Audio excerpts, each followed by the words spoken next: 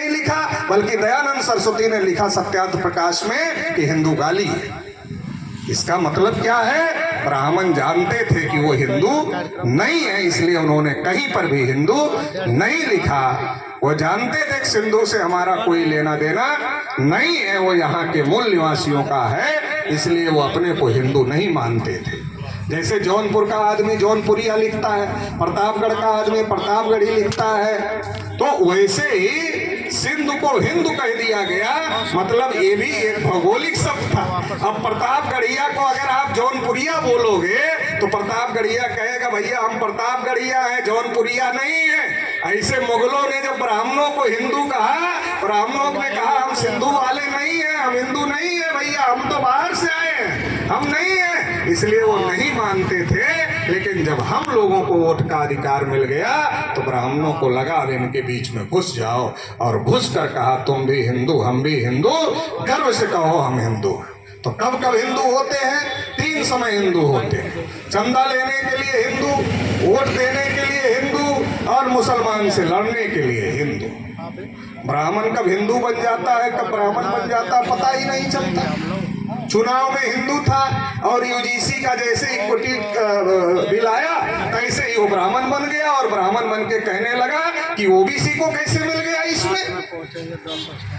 चुनाव में वोट लेने समय हिंदू था, मंदिर में चंदा इकट्ठा करते समय हिंदू था, और जब यूजीसी में आपको अधिकार मिला तो कहा अब हम ब्राह्मण हैं, और ये जो ओबीसी हिंदू है, एससी हिंदू है, एसटी हिंदू है, इसका हम विरोध कर रहे हैं। फिर वो हिंदू नहीं रहा, फिर हम लोग एससी एसटी ओबीसी हो गए, वो ब्राह्मण हो गया और वो विरोध कर रहा है। मतलब ये है चंदा लेने के लिए हिंदू, वोट लेने के लिए हिंदू, और मुसलमान से लड़ना हो तब हम ही लोग हिंदू। क्यों? वो सोचते हैं पहले 3.5% है, कहीं लड़ाई में ऊपर नीचे हो जाए तो उसमें भी कुछ घट सकता है, तो इन्हीं लोगों को भिड़ाओ, ये 80, 85, 90% वाले हैं, इन्हीं को भिड़ाओ, हम लोग तो पीछे से राजनीति करें। काल्पनिक नहीं बता रहे। जब बाबरी मस्जिद का आंदोलन चल रहा था तब नेता कौन था? विनय कटियार, कल्याण सिंह, उमा भारती, रितंबरा, प्रवीण तोगड़िया, ये सब नेता थे। मंदिर बना, ट्रस्ट बना, तब नेता कौन है इसमें से कोई है? ट्रस्ट में एक भी ओबीसी को नहीं रखा, अरे घंटा बजाने के लिए भी नहीं रखा।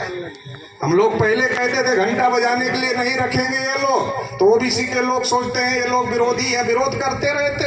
अरे विरोध नहीं करते रहते, हम जानते हैं उनके बारे में, इसलिए बताते रहते हैं। तो जब लड़ना है तब आपको हिंदू बनाया, जब वोट लेना है आपको हिंदू बनाया, चंदा लेना है आपको हिंदू बनाया, जब अधिकार देना है तब वो हिंदू नहीं है, इसलिए 78 साल में गिनती नहीं।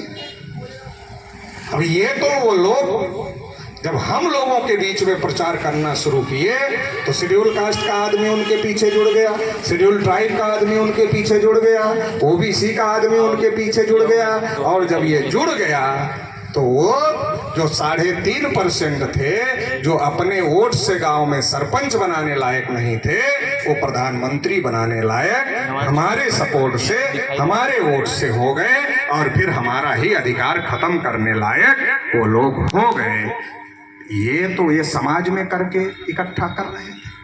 नेहरू जी देश के प्रधानमंत्री थे, नेहरू जी ने सोचा ये समाज में हिंदू हिंदू भाई भाई करेंगे और जाति के आधार पर गिनती होती रहेगी, तो हर बार ये आंकड़ा निकल कर आएगा कि ब्राह्मण 3.5% है, ओबीसी 52% है, ये 3.5 है, ये 52 है, ये 3.5 है, ये 52 है। एक बार दिमाग की बत्ती नहीं जलेगी, 2 बार नहीं जलेगी, 3 बार नहीं जलेगी, लेकिन कभी ना कभी तो ये एहसास हो जाएगा कि अरे ये 3.5 वाला हर जगह बैठा है, अरे हम 52, शेड्यूल कास्ट 15, शेड्यूल ट्राइब 7.5, इतना मिला लो तो 74.5, इसमें माइनॉरिटी मिला लो तो ये 85-90%। इतनी बड़ी आबादी वालों का कहीं कुछ नहीं हो रहा, ये 3.5 वाला हर जगह बैठा है। तो ये सबके दिमाग में आएगा अगर जनगणना हो रही है तो, क्योंकि उस समय तो ये बात चल रही थी। बाबा साहब अम्बेडकर भी इसके लिए कोशिश कर रहे थे कि SC ST OBC माइनॉरिटी इकट्ठा हो, इसलिए आर्टिकल 340 संविधान में लिखा और अपने कानून मंत्री पद से इस्तीफा दिया। और लखनऊ में जब सम्मेलन हो रहा था तो बाबा साहब अम्बेडकर ने कहा कि जिस दिन शेड्यूल कास्ट और OBC के लोग एक साथ आ गए उस दिन गोविंद वल्लभ पंत जैसे ब्राह्मण आपके जूते का फीता खोलने में भी गर्व महसूस करेंगे। ये उनको, बाबा साहब को समझ में आ रहा था इनको इकट्ठा करना है, तो क्या नेहरू जी को समझ में नहीं आ रहा था कि इनको इकट्ठा नहीं होने देना, नहीं तो इनकी सरकार बन जाएगी। अगर नेहरू जी चाहते तो कालेलकर कमीशन लागू कर देते, नहीं लागू किया। क्यों नहीं लागू किया? कि SC को रिजर्वेशन है, ST को रिजर्वेशन है, अगर OBC को भी रिजर्वेशन मिल जाएगा तो SC 15%, ST 7.5%, OBC 52% ये हो जाएंगे 74.5%। अगर ये सबको रिजर्वेशन मिल जाएगा, सबकी समस्या एक जैसी हो जाएगी तो एक साथ मिलकर लड़ेंगे। एक साथ अगर 74.5% आए तो 3.5% वाले राज नहीं कर सकते हैं। तो इसलिए दो काम किया, OBC का आयोग नहीं लागू होना चाहिए और जो जाति आधारित गिनती हो रही है इसको रोक दिया और 3.5% वालों के साथ में 52% OBC को भी हिंदू के नाम पर गिनना शुरू कर दिया।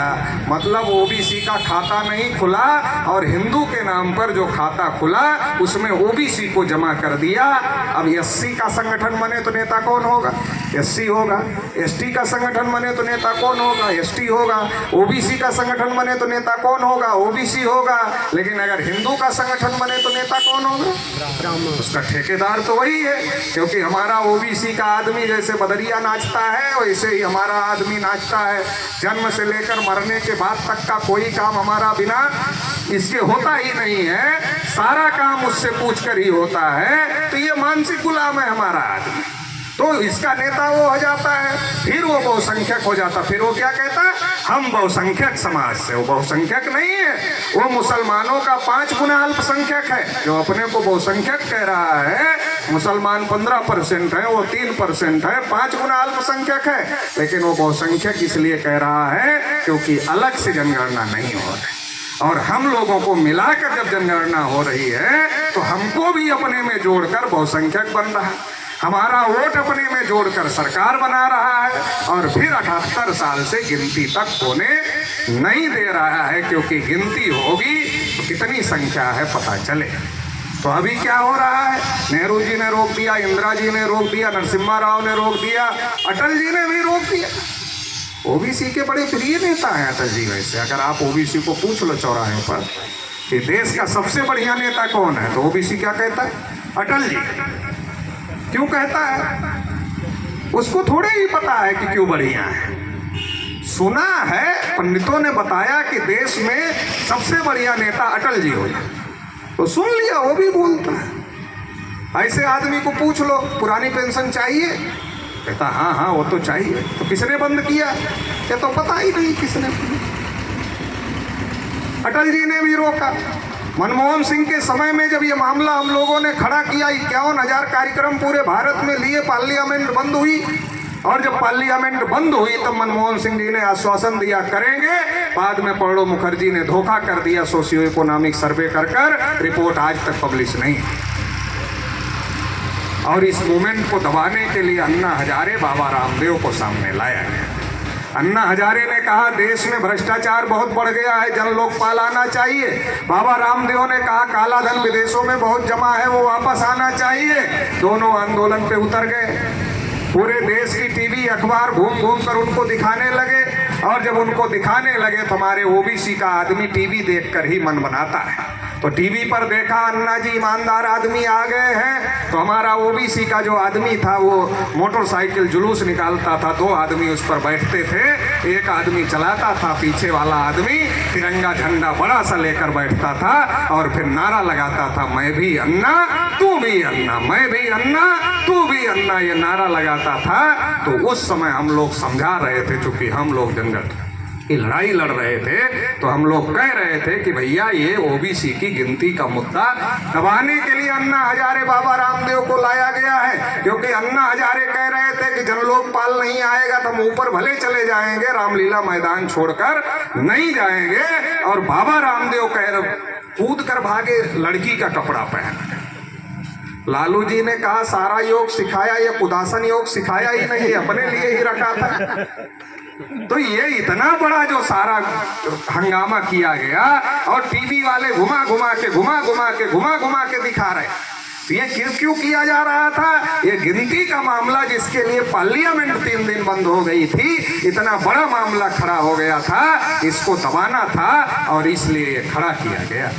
तो जब हम लोगों को समझाते थे तो लोग कहते थे पटेल जी बेचारा अन्ना हजारे, राजा हरिश्चंद्र के बाद कोई ईमानदार आदमी धरती पर अगर आया है तो ये अन्ना हजारे लग रहा है, और वो भी कह रहा हम ऊपर चले जाएंगे, तो उसका प्राण बचाना जरूरी है। तो हम कहते थे कि भाई जिस दिन मुद्दा दब जाएगा गिनती का, अन्ना हजारे अखबार के पन्ने से गायब हो जाएंगे। तो लोग मानते नहीं थे, लेकिन गायब हो गए। अभी किसी को पता है अन्ना हजारे कहाँ है? किसी को नहीं। मैं महाराष्ट्र गया था, जैसे यहाँ यात्रा चल रही वैसे महाराष्ट्र में चल रही थी।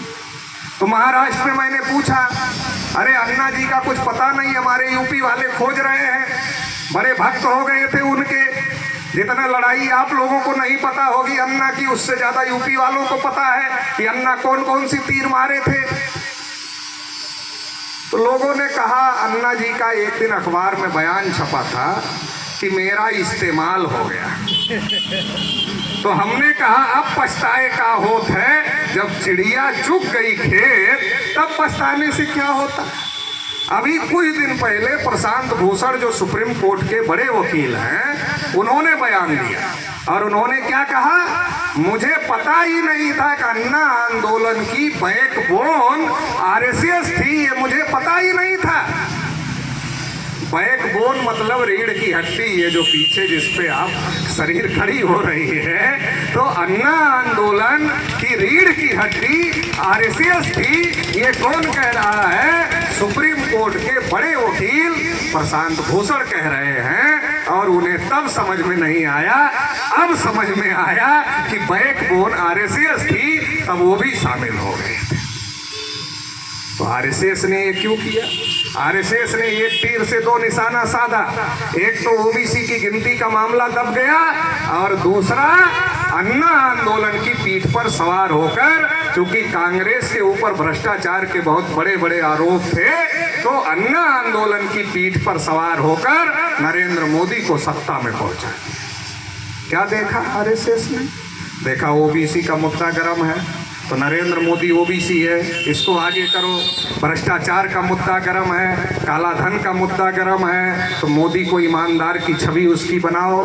तो मोदी को ईमानदार की छवि बनवाया। फिर मोदी से स्टेटमेंट दिलवाया, मैं पिछड़ी जाति का हूँ। पिछड़ी जाति का मुद्दा दबाया जा रहा था, मोदी से स्टेटमेंट दिलवाया, मैं पिछड़ी जाति का हूँ। पिछड़ी जाति वालों ने सोचा यार लड़ने से क्या फायदा, जब प्रधानमंत्री ही अपना बनने जा रहा है, जब पिछड़ी जाति का प्रधानमंत्री ही बनने जा रहा है, तो पिछड़ी जाति का प्रधानमंत्री गिनती तो छोटा काम है, कर लेगा, प्रधानमंत्री बनाओ। गिनती का आंदोलन छोड़ो, प्रधानमंत्री बनाओ अपना। मोदी ने कहा मैं पिछड़ी जाति का, कहा नीच जाति का, लोग मेरा अपमान करते हैं। अपना आदमी कनेक्ट हो गया, कहा यार जैसे हम लोगों का अपमान जाति के नाम पर होता है, वैसे मोदी का भी होता है। बेचारा अपने जैसा आदमी, दुखिया आदमी है, जरूर कुछ काम सही करे। फिर कहा मैं चाय बेचने वाला, लोगों ने कहा गरीब आदमी है बेचारा, अपने जैसा आदमी। फिर कहा काला धन वापस लाएंगे, जिसकी लड़ाई चल रही थी, कहा काला धन वापस लाएंगे। तो लोगों ने कहा देखो पहला नेता कोई तैयार हुआ है काला धन वापस लाने के लिए, नहीं तो सब तो ले जाके जमा ही करते हैं, कोई वापस नहीं लाता है। फिर मोदी जी नहीं रुके, मोदी जी ने कहा 15-15 लाख सबके खाते में डालेंगे भी। कहा भैया ये इंसान नहीं है, अवतार पुरुष है। अगर कोई ले आता मान लीजिए, लेकिन 15-15 लाख कोई देने वाला है सबको। ये है आदमी अवतार पुरुष जो देना चाह रहा है सबको। फिर क्या कहा, किसानों की इनकम 2 गुना कर देंगे। फिर क्या कहा, हर साल 2 करोड़ नौकरी देंगे। और क्या कहा, हवाई चप्पल वाले हवाई जहाज में घूमे। अब हमारा आदमी बेचारा हवाई जहाज को ऐसे हाथ नहीं लगाया, 99% है तो ऐसे पास से हाथ नहीं लगाया। उसके घर के ऊपर से जब जाती है तो तब तक देखता हवाई जहाज, जब तक इतनी छोटी छोटी नहीं दिखती तब तक देखता रहता। उसको कहा हवाई जहाज में घूमोगे, अरे तो कब घूमेगा, नहीं घूमेगा। वो सुन के ही उड़ गया हवाई जहाज में, आसमान में उड़ गया। और फिर टीवी पर इतना जोर का प्रचार कि अगर घर का आदमी किसी दूसरी पार्टी में है तो प्रचार करके शाम को आता था, तो फिर उसका बेटा मिलता था घर में तो उसका बेटा नारा लगाता था, हर हर मोदी, घर घर मोदी। वो प्रचार करके दूसरी पार्टी का आ रहा है, उसका बेटा तो दिन भर टीवी देख रहा है घर में बैठकर, तो दिन में टीवी देख रहा है घर में बैठकर, तो वो प्रचार करके आ रहा है अपनी दूसरी पार्टी का। जब वो घर में आ रहा तो उसका बेटा अपने बाप को बोल रहा है, हर हर मोदी, घर घर मोदी। घर की महिला सोच रही है ये तो पता नहीं नेतागिरी में सब गंवा ही दिए हैं, कुछ काम तो आया नहीं है इनका। कम से कम मोदी 15 लाख देने वाला है, उसको दे दो चुपके से वोट। ये तो नहीं कहेंगे देने के लिए, दे दो 15 लाख आ जाएगा, जिंदगी सुधर जाएगी। नहीं तो ये तो नेतागिरी चक्कर में सब गंवाए ही हैं, कुछ बनाए नहीं है। तो घर की महिलाएं चुपके से वोट दे आई।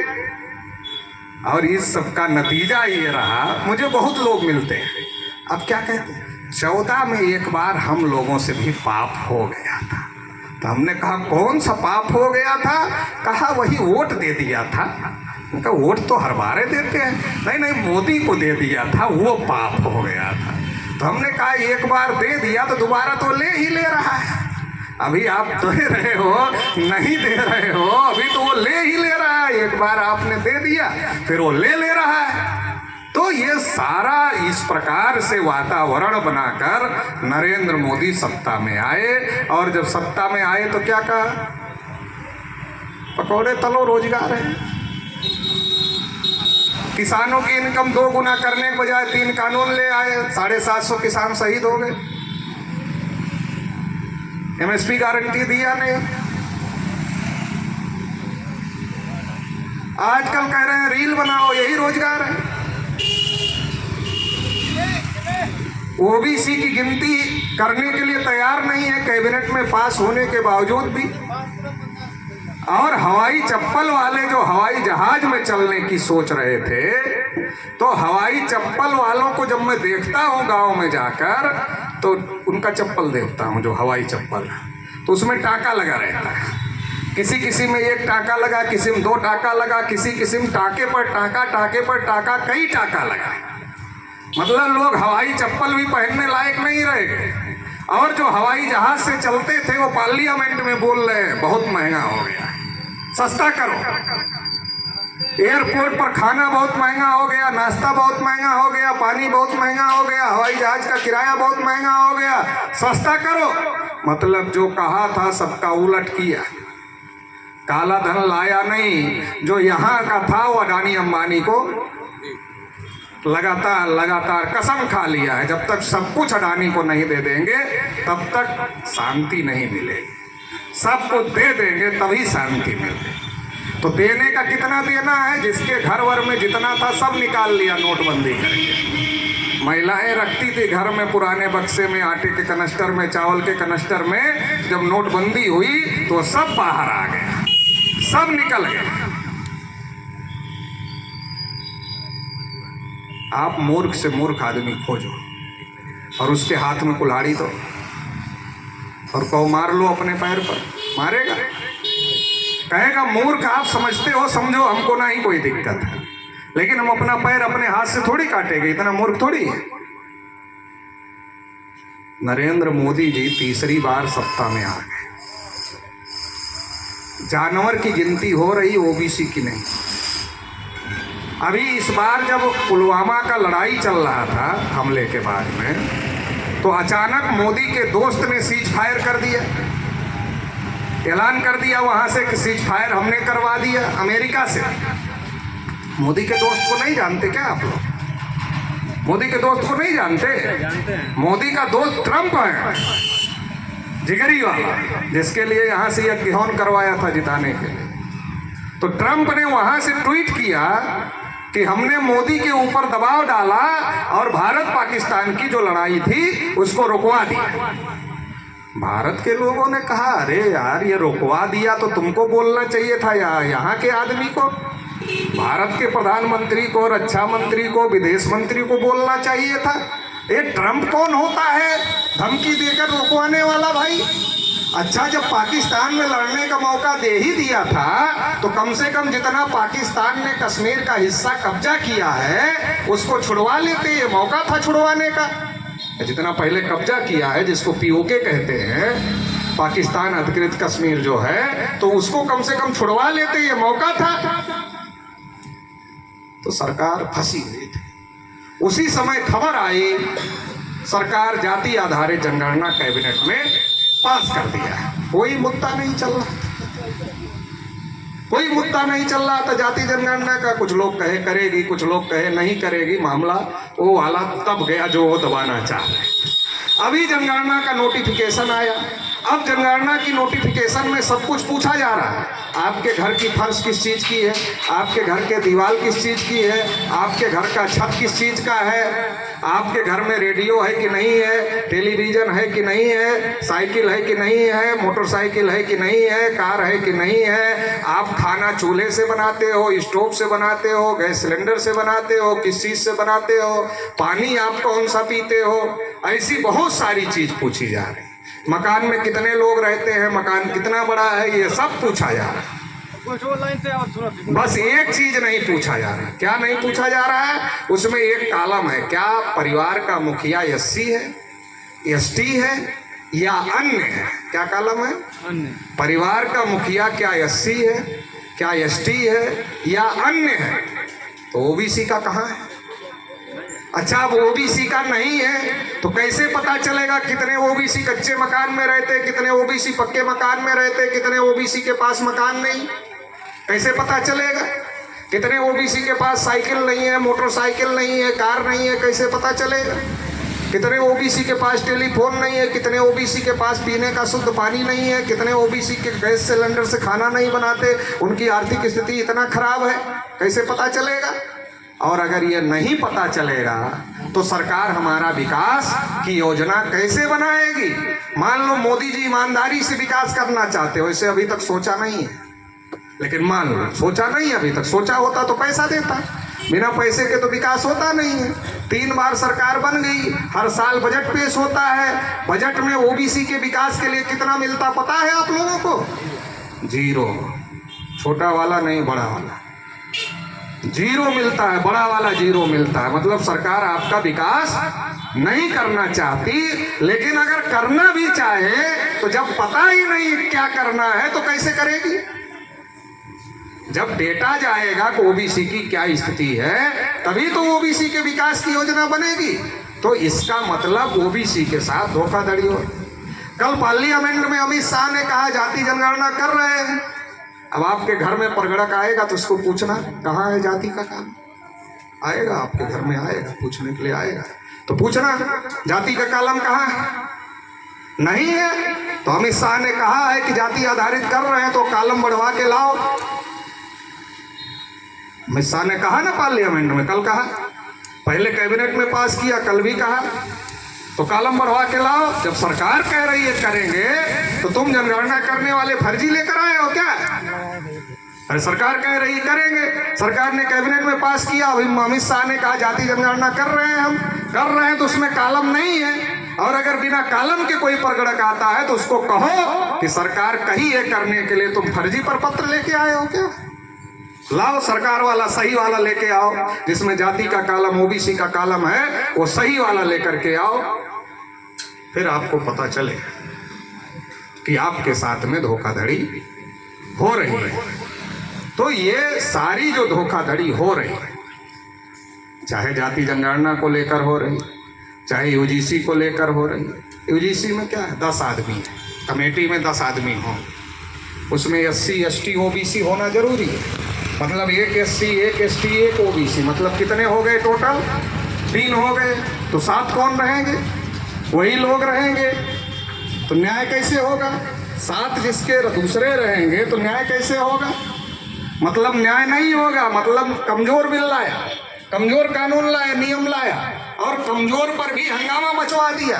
और हंगामा मचवा दिया, सुप्रीम कोर्ट मामला चला गया और सुप्रीम कोर्ट में सरकार का वकील चुप रहा। बोला ही नहीं, हंगामा नहीं मचवाते तो हमारे आदमी को कैसे पता चलता कुछ सरकार ने दिया है। जब उन्हीं के लोग सड़क पर विरोध में उतरे तो ओबीसी एससी एसटी के आदमी को लगा कि लग रहा सरकार ने कुछ दिया क्या हम लोगों को, बड़ा विरोध हो रहा है। तो सरकार यही चाहती थी कि एससी एसटी ओबीसी को लगे कि कुछ हमने दिया, उसको पता चलना चाहिए। तो उसने अपने ही आदमियों से विरोध करवाया तो हमारा आदमी भी सतर्क हो गया, खड़ा हो गया, नहीं हम समर्थन में है। यही तो चाहते थे कि भाई जब विरोध होगा तब तुम हमारे समर्थन में आओगे, संख्या तो तुम्हारी ज्यादा है, वोट तो तुम्हारा लेना है, फिर उनको तो हम समझा लेंगे, वो तो समझदार है। जब हमारे आदमी को पता चल गया कुछ मिल गया है तो मामला कोर्ट चला गया, और मामला कोर्ट चला गया। सरकार ने अपने वकील को कहा कोर्ट स्टे लगाएगा तो लगाने देना, कुछ बोलना मत। तो सरकार का वकील चुप रहा, तुषार मेहता जो पेश हुए वो चुप रहे और कोर्ट ने स्टे लगा दिया। मतलब आपको मिल भी गया, मिला भी कुछ नहीं, और जो विरोध कर रहे थे वो समझ गए सरकार गद्दारी नहीं कर रही हमारे साथ। देखो कोर्ट में स्टे लगवा दिया, सरकारी वकील कुछ नहीं बोला, लेकिन क्या करे, इन लोगों का वोट लेना है, इसलिए इनको देने का दिखावा करना पड़ता है, इसलिए कर रही है। तो उसमें भी धोखाधड़ी हो गई। अभी उत्तर प्रदेश में सबसे ज्यादा दुखिया कौन है, सबसे ज्यादा दुखी कौन लोग हैं, सबसे ज्यादा पीड़ित कौन लोग हैं? 24 के इलेक्शन में एससी एसटी ओबीसी माइनॉरिटी इकट्ठा हुए, संविधान बचाना है, लोकतंत्र बचाना है, जाति आधारित जनगणना करवाना है, ये सरकार हटाओ। इकट्ठा हुए तो जो 2 पैर की सरकार थी नरेंद्र मोदी की, वो 1.5 पैर पर खड़ी हो गई। आधा पैर नीतीश कुमार जी का और आधा पैर चंद्रबाबू नायडू का, 1.5 पैर पर खड़ी हो गई। आरएसएस ने चिंतन किया, ये 2 वाली 1.5 पर खड़ी हो गई, राम मंदिर भी हमने बनवाया, हिंदू मुसलमान भी खूब चलाया, ये 2 वाली 1.5 पर कैसे खड़ी हो गई? कहा ये लोग जो एससी एसटी ओबीसी के लोग हैं ये इकट्ठा हो गए, विपक्ष की तरफ चले गए, इसलिए ऐसा हो गया। तो कहा इनका समर्थन लेना पड़ेगा। तो उसके लिए उत्तर प्रदेश में नाटक चला। क्या नाटक चला? एक ब्राह्मण विधायक के घर तमाम ब्राह्मण विधायक इकट्ठा हो गए, उन्होंने मीटिंग किया और मीटिंग करने के बाद कहा 3 बात कही। कहा सरकार हमारा नहीं सुनती, मतलब योगी सरकार।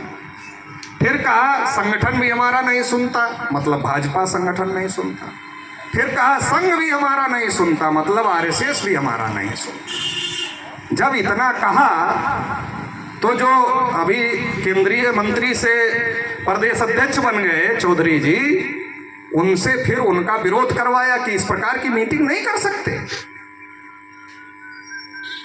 ब्राह्मण जिस प्रकार की मीटिंग कर रहे हैं अनुशासनहीनता है, क्यों करवाया? कहा तब तो ओबीसी को पता चलेगा कि चौधरी बहुत मजबूत आदमी है बीजेपी में, ब्राह्मणों की मीटिंग रोक रहा है, कह रहा है कि मीटिंग नहीं कर सकते, तब ओबीसी जुड़ेगा इसके साथ में।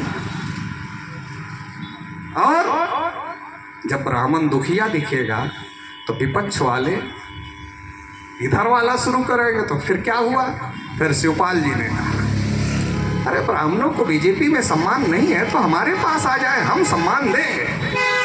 तो मायावती जी ने कहा सपा वाले कब ब्राह्मणों को सम्मान देते हो, तो हम सदा से देते रहे हैं, हम ही देंगे, ये कहाँ दे पाएंगे। तो मतलब जिनको अब सिंपल गणित अगर एससी एसटी ओबीसी का आंकड़ा जोड़ो, सिंपल गणित जोड़ो जनसंख्या का और उनका जनसंख्या देखो तो आप समझ सकते हो कौन भारी है, तो किस पर काम होना चाहिए। तो समझकर काम कर रहे हैं कि एससी एसटी ओबीसी को लामबंद करना। उसके लिए यूजीसी का प्रचार करवाया, हमने दे दिया, उसके लिए वो तमाम प्रकार प्रदेश अध्यक्ष बना रहे हैं, तमाम काम कर रहे हैं, और हमारे लोग 3.5 वालों के पीछे पड़े हैं, आइए हम सम्मान देंगे। तो जो बना था वो भी बिगड़ जाए, यही तो आरएसएस वाले चाहते हैं, यही तो वो कर रहे हैं। तो ये बहुत सारी बातें हैं जो चल रही है लोकतंत्र में। तो ये जो तमाम बातें चल रही इसको जानने समझने की जरूरत है।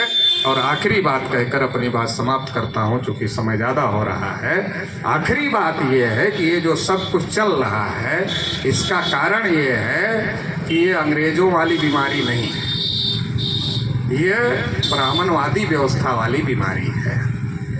इस बीमारी का अगर इलाज चाहते हो, इस बीमारी का अगर इलाज चाहते हो तो जैसी भाषा में जो समझना चाहता है वैसी भाषा में जब समझाने की क्षमता रखोगे तब वो समझेगा। गांव देहात में कहा जाता जैसे को तैसा। अगर वैसी अब आप अब वोटो चुरा ले रहे हैं, अब क्या करोगे? अब क्या करोगे? वोट काट रहे हैं, वोट चोरी कर रहे हैं, अब क्या करोगे बताओ? तो अब जैसी भाषा समझ में आए वैसी भाषा समझाओ। तो कौन सी भाषा समझ में आएगी? वो भाषा ये है कि गांव-गांव में संगठन बनाओ।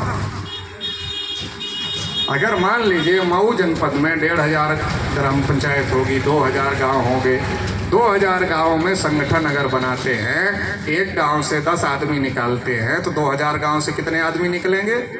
20,000 आदमी। और अगर 100 आदमी निकालते तो कितने निकलेंगे?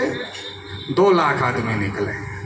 मान लो 20,000 आदमी, सिंपल 10 आदमी एक गांव से, बहुत कठिन मामला नहीं है। अगर कलेक्टर के ऑफिस पर आ गए तो कलेक्टर मिलने के लिए आपको अंदर बुलाएगा या खुद ही मिलने के लिए बाहर आएगा?